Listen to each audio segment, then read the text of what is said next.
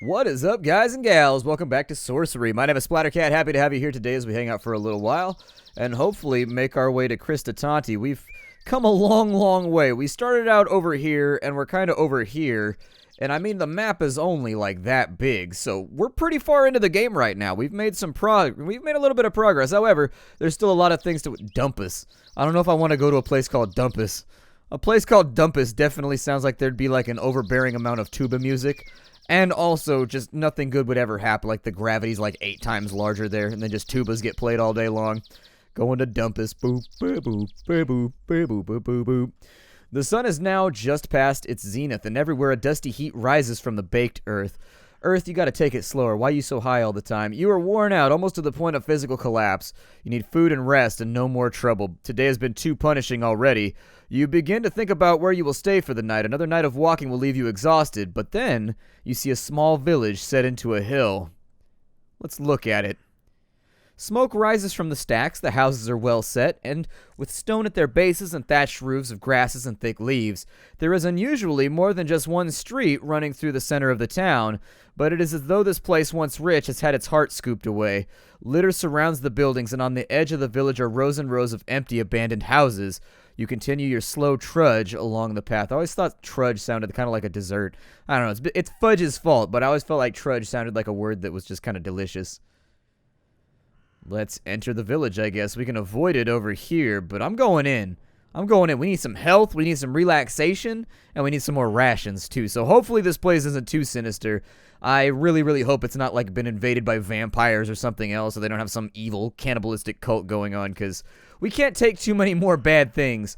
You walk into the village. Young hill dwellers pass you and stare at your strange clothes. I'll look at them, I guess.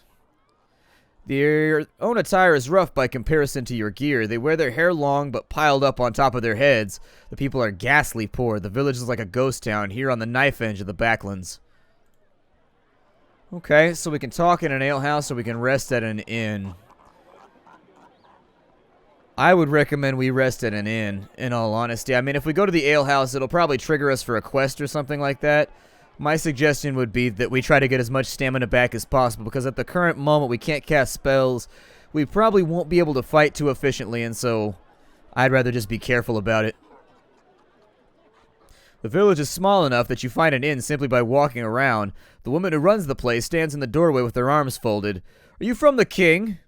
she demands. "I am on a mission for the king." "Taxes?" she replies quickly. "Nope. I guess I could rob her right now, but..." The woman narrows her eyes at you. "This is a guest house, the best in Tanti. Only guests stay, and any guest of mine knows it costs me 3 gold pieces to host a traveler overnight and 2 to feed them, but it's all between friends."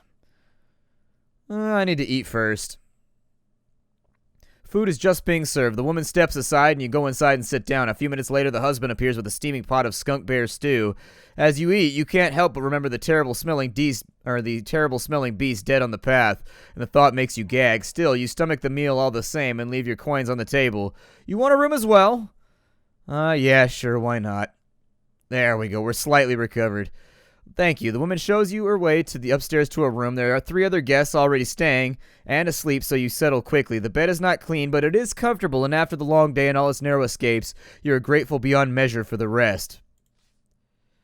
Your dreams are vivid once again. You are somewhere hot, as if swimming in a pool of lava. The smell of herbs and cumin is thick in your nostrils, and all around you, hungry mouths are crying out to be fed.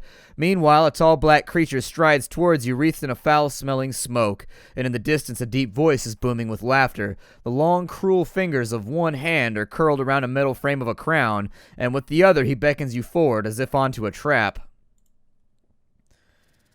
Okay, so I guess we can't go back to the alehouse. That's fine, because we don't really have much cash left anyways. Let's head out of Tanti. You wake early and sit for a moment, in no great hurry to leave the village. This is now the 3rd day of your journey, and the muscles in your legs are feeling lean and strong from so much walking. You spend a short while enjoying the peace, then unhurriedly collect your possessions and set off along the path. Tanti is surrounded by several miles of fields, a filthy town set into a bowl of mud. As you follow the path between lines of sun-baked crops, you come to a fork in the road. The right-hand way leads past a set of outbuildings, while the left heads directly off into deep woodland. Okay. Well, it looks like we can go through the ruins of Leah Key, or we can go through the forest and hope we don't get lost and head toward Dumpus as rapidly as possible. I have no doubt that this is probably going to be super deadly and also probably not going to work out super well for us, but I think we'll probably give it a go. Let's go through the forest towards Dumpus. I don't know if I want to go the long way around. Your journey is too important to slow down by talking to locals. You must pass unseen, and so you disappear into the jungle of tall trees. For a short while, the sun is feverish, and then you are between the trees once more, and everything becomes cool and still. You walk for several hours uneventfully. This is land that was never settled or explored, and very few travel this way. In places, bushes and shrubs have grown over into the path. Let's move cautiously. I guess caution never hurts. You pick your way carefully forward, moving slowly but silently between the trees. If there are any beasts nearby, you would be able to wring their necks without them hearing you approach. You come to yet another fork in the road, still deep in the forest.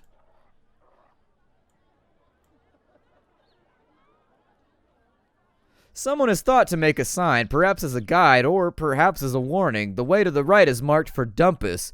A left turn points to Eliana. Neither way seems the better trod, so you will have to choose.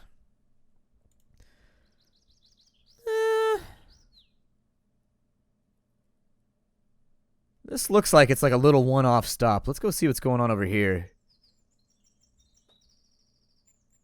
The path winds between trees that get greener and more lush. You must be closer to the river here, although you cannot hear the water. After about a half an hour's walk through dappled shade, you come across a well-built hut. Flowers decorate its walls, and the door has been painted with ornate designs. The path ends here. We'll scout around for a moment. You perform a swift circuit around the hut, but find nothing unusual or concerning. It seems to be what it is. A hut set by itself deep in the forest, but for someone to survive out here on their own, surrounded by the beasts of the jungle, there must be, or they must be, someone quite powerful. Let's knock on the door. You approach the door and knock. There's no reply.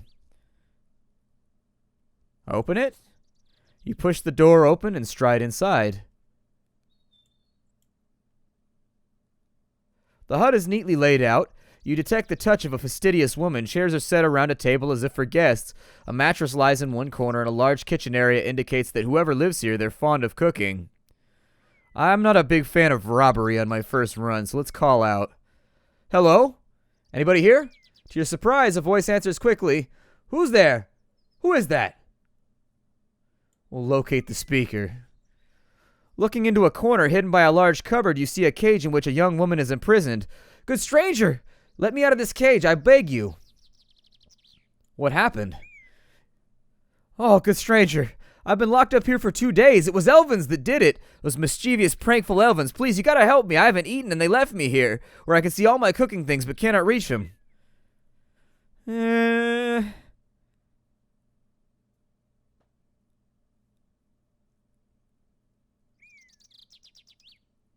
I don't know if I should just be altruistic here or if I could risk the fact that she might be some horrible elemental spirit or something that's been chained up in there, and the second I let her out, she's going to betray me.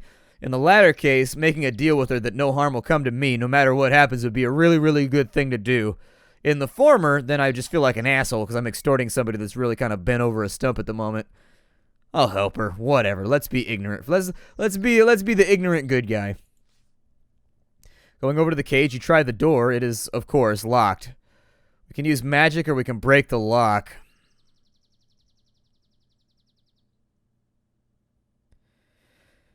We could definitely use magic. That'd be easy enough. DOP, I think, was our unlock spell. We can also just break the lock, though, and that would save the stamina, assuming that it's not magically booby-trapped or anything. What happens if I hurt her while I'm smashing the lock? We'll just use magic. Stand back, you declare as you roll up your sleeves. God, I hope this isn't booby-trapped. This is what I get for helping people like an idiot.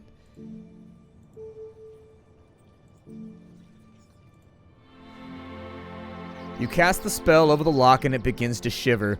Like a small beetle, it hums and clicks as the tumblers turn and work. Then finally it snaps open and drops to the floor. The woman claps her hands in delight, and with the door open she rushes out and throws her arms around you before backing off a pace and trying to regain her composure. Stranger, she declares, I'm in your debt. Aliana will reward you. Will you take an aid in combat or mastery of magic? We've already got an upgraded sword. I don't know. I was hoping for gold. We're a little bit low on that. If she'd give us like 10, 15 gold pieces, that'd be way better. I mean, everything else looks pretty good right now. Let's take the magical aid, I guess. I mean, we've already got a broadsword, which is upgraded and master crafted, so it seems like taking further combat aids would be a problem, especially since we haven't really fought that many battles this entire time. We've used magic a ton, though. Very well. She rushes over to a wall and opens a panel you hadn't seen before and takes out a small box, which she places in your hands with a smile. No tricks, she says with a smile. All these things will aid you if you know how they are meant to be used. You flip open the box. It contains a small vial of glue, a pair of strange-looking nose plugs, and 4 small pebbles. You pocket them and give back the empty box. The lady has been freed, and it seems like there's nothing more to keep you here and from your quest. Let's ask if we can eat. She says she likes cooking, and with people that like cooking, sometimes they won't charge you, or they'll just be totally fine with sharing a meal with you if it means they get to cook. May I eat my own food here? She nods, and you settle down at the table. Oh, I guess I'm eating my own food then. And quickly devour some of your provisions. She watches you with simple pleasure. Then, finally, you stand. I must be on my way, you tell her. I have many more miles to cover today. She nods. Of course. Please, before you go. As she hands something. Ah, it's a small bag of gold coins. Let's give her the flower in exchange. I feel bad. She's already given us a bunch of stuff, so... You fish in your pack and produce the red flower plucked from the meadow yesterday. It's a little faded from your travels, but it still holds its delicate shape. Aliana claps her hands and takes it from you, rushing to put it in water. You take the bag of gold pieces. She comes back smiling. One more thing. Moving around the table, she leans over to you and pecks you on the cheek, whispering, I'm Aliana the Witch. I've killed a good many men with my sorcery, but I choose not to kill you today. Go in peace. She then steps back, and her face is as soft and peaceful as it ever was. Did you imagine her words? No, certainly not. I guess it's time then to leave. You step quickly outside and retrace your steps to the last junction, where you in turn take the path to Dumpus. Oh, I'm so glad I gave her the flower. Oh my god. We survived that one pretty much the better for wear. Back through the woods we go towards Dumpus. You walk for several hours, following the twists and turns of the path through the trees. Then suddenly you stop. You've heard a noise up ahead. Something is moving around between the rocks at the edge of the path. Let's draw our blade. You draw your sword and are glad that you've done so, because a moment later you're attacked. In a flurry of foliage and dirt, a rat bear slips from the undergrowth. It's closer than you thought. Its sleek black fur allows it to hide in the shadows until it's almost upon you. You bring your sword up to bear, literally because it's a rat bear. We're going to defend on the first turn. We'll see what it does. It went 2.5. Let's go in for 5.5. The rat bear is startled by your approach, but drops quickly to all fours. You drop quickly behind a tree and raise your blade, ready to defend yourself. But the rat bear is not risking a full attack. It stops and lashes out with a clawed paw and hooked nails. For a moment, it's close enough for you to smell its sewer breath. It beats the air with its tail. It's got a lot of health, too. Given the amount of health it has, I think it might be wise. 4.9. Okay, so we've overpowered it. You risk an attack. Rushing forward, you charge at the rat bear just as it comes for you. You cut its attack down, and you have opened a deep wound in its side. Afraid of you, it rears back, claws raised. We can go in for like a 5 right now. He's done 2 attacks in a row at moderate power, so I don't think he'll do anything higher. It defended. Okay. Bad for us, but not so terrible. Standing firm, you swing a mighty blow at the rat bear, but it has read your intent and drops into a crouch. It grunts as it pushes you away. It drops to all fours and lowers its head. Let's defend. Okay, so he came out light. Damn, I should have attacked. Warily, you move into a defensive crouch. The rat bear stays low and tries to ram you. You silently thank your maker, who has trained you, or your master who has trained you so well in swordplay. It stumbles back, tail whipped high in defense. We both defend again. You remain hidden. The rat bear sniffs around you. It squeaks and snuffles, standing up onto its hind legs. Let's go in with a 5.5. No! Oh, just low. Oh my god. The rat bear charges and leaps, and it's on you. Teeth and slashing claws, lashing tail. Your own attack is forgotten as you try to regain your balance. The vicious creature has wounded you, and worse, it knows it. Ah, whatever, we're going all in. Forget this critter. You risk an attack. Splashing through the mud, you race into the rat bear, but it knocks you aside with a paw. Light plays through the trees, and for a moment, the true extent of the rat bear's injuries is revealed. It scurries away, low to the mud. We'll defend. So he came in light. It sucks that you take damage no matter how little their attack is when you defend. It's a little rough. We defend a 7.6. Warily, you move into a defensive scrouch. The rat bear rushes you, and at the last moment you jump aside. You find yourself gasping for breath. The foul smell coming off of the beast is the stench of the grave. It growls and grunts, rearing up, showing its full height. You stay low, and squeaking with rage, the rat bear charges forward, but you keep yourself guarded. You swing your arm and refresh your stance. It rears back, tail whipped high in defense. So he's going to defend now, too. You edge around the rat bear, keeping your guard up. It paces the clearing. It stumbles backward, claws raised. I think it's defending when it does that. Yeah. You circle right around the creature, keeping the sword high. It hisses at you, but it does not attack. Yeah, that's what I figured. You remain covered. The rat bear launches its front claws aimed at your eyes, but you knock its attack away. You adjust your grip and shift your weight. It's going with a 6.5. And there it is. You risk an attack. Screaming, you rush at the rat bear. Then your sword slips between the creature's ribs and drives deep into its putrid heart. The rat bear squeals and falls to the ground, face down in the mud. I'm going to try again, but I'm not going to put it on camera. I think we should come up with a little bit better stamina. It's a little bit rough. Much better. So I killed him again. I only lost 1 stamina that time. I got to learn to read their moves a little bit better, but I didn't think we could take a loss like that and continue going on. I don't know. They give you the chance to try again, so I figure why not. Took care of him that. I think it's all about reading their different stances, and once you know that when he raises his tail and when he raises his hands, he's defending, and then when he rises up, he's doing a big hit. I think it's also in your best interest to do like a little .1 attack every single time they defend. Just something very, very small to throw at them to keep whittling away their stamina. With the beast dead on the path, you're free to move forwards. The path winds a few more times around gigantic trees thousands of years old and then emerges onto a sudden plain, as if the forest had been scooped away by a gigantic hand. A river trickles thinly between short grasses, and by its bank stands a tiny village. Let's enter. We've got money to spend. Today has been a short day with few true dangers. With a decent meal and a night's sleep, your next day will start auspiciously. So, you begin the gentle climb down into the village. You follow the path down into the village, passing a sign which declares it to be Dumpus. The streets are thin and narrow, and the buildings have been set close together as if trying to withstand a storm. There's a terrible smell hanging in the air. All in all, it seems a pretty unpleasant place. I hope nobody minds that I rerolled that fight. They give you a chance to retry it once if you want to. And so I figured I'd go ahead and do it just because once you've actually learned the way the combat works, we haven't had a whole lot of practice, and so I feel like we lost a lot right there without me ever really getting enough time to practice and figure out what it is that I wanted to do in any given situation. Now I feel like I have a much better plan, though. We can explore the town, we can find an inn, or we can talk to strangers. Let's explore the town. Halfway along the track, you come across a couple of merchants' huts. You browse for items worth buying with your 9 gold pieces. Your attention is taken by a finely woven skull cap, a finely crafted sword, and a small bag of provisions. You examine the bag of food. There's enough to last about 3 days. 6 gold pieces, the merchant says with a smile. Good for a traveler, I'm sure. I'm going to buy them. We're a little bit low on rations, and I want to keep ourselves taken care of. You pay him 6 gold pieces and add it to your pack. You pick up the skull cap and turn it over. Stolen from a priest of Dadulay, the merchant declares with pride. A fine piece of work.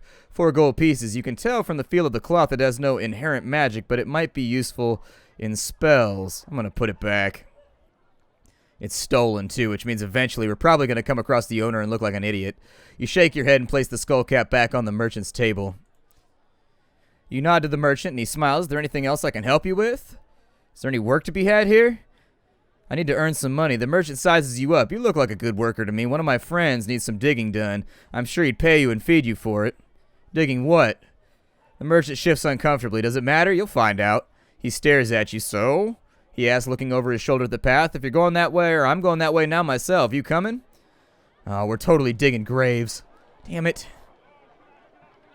Yeah, let's have some adventures. Our health isn't that bad. He leads you to a house on the edge of the village and introduces you to the householder, a stout man who's probably incapable of lifting a spade, let alone digging it. He cannot dig it! Alright, let's get started. Spade's out back, he replies with the jerk of his thumb. You walk out through the man's house into the back garden. The smell is terrible. The job is just to dig a new cesspit, but not only to dig a new cesspit, but to dig over the old one. It's gonna be several hours work, and it'll probably take the whole night. You collect the spade, which stuck in the ground by the hole. Do I have any spells that would help in this situation?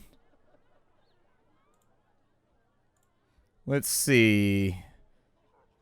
Invisible wall. I don't think that's gonna help. Dumb's probably not gonna help. Big might help.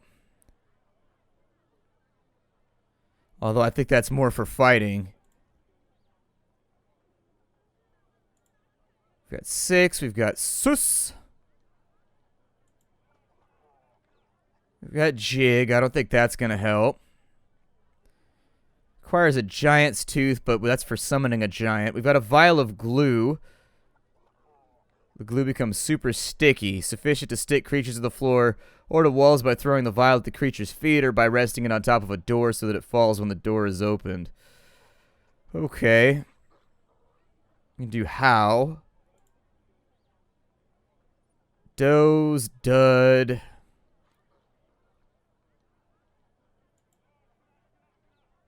Pop. So the explosions produce a big force or a loud bang. I don't know if we want to blow a hole in the cesspit. That seems like it might not work out so great for me. Spell protects caster from most magic, mag, fall, dim, fog, mud.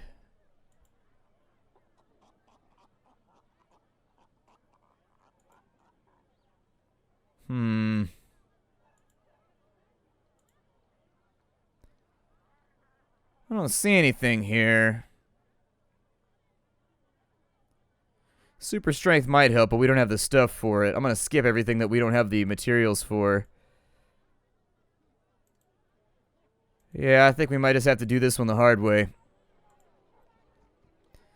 I can't even think of what spell I would cast here. I suppose we could take a look and just see what triggers in our memory. Nothing there.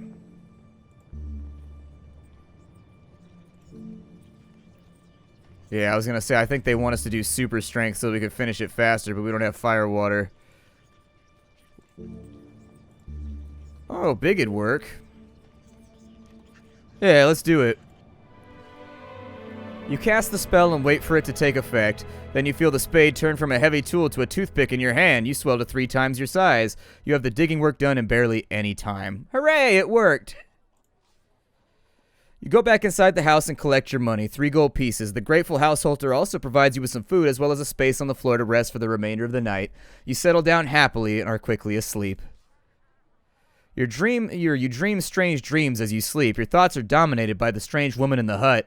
In your mind, she's become younger than she truly was. Flowers seem to blossom from her hair, as though she was grown from the earth herself. Overhead, you fancy you hear the flap of giant wings. The birdmen came for the crown. Perhaps before this journey is finished, they will come for you.